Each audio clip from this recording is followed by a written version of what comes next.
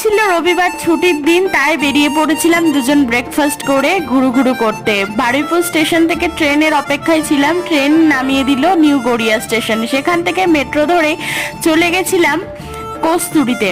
মেট্রোটা আজকে ফাঁকাই ছিল, হয়তো রবিবার, সেই জন্য এখানে কিছু ফুড রিলেটেড ভিডিও করা ছিল, সেই জন্য পৌঁছে গেছিলাম। রেস্টুরেন্টের অ্যাম্বিয়েন্সটা অসাধারণ ছিল।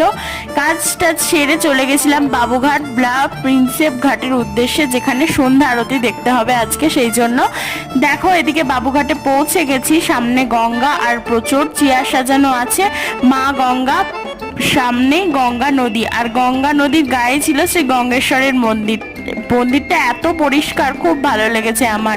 দেখো সন্ধ্যাবেলায় গঙ্গার ভিউটা, আর ছিল অনেক রকমের স্ন্যাক্স, পাপড়ি চাট, ভেলপুরি। সন্ধ্যেটা পুরো তোমাদের জমে যাবে। এদিকে সন্ধ্যা আরতি দেখে মা গঙ্গার দর্শন করে ফিরে আসলাম বাড়ির উদ্দেশ্যে। ভিডিও ভালো লাগলে ফলো করে দিও।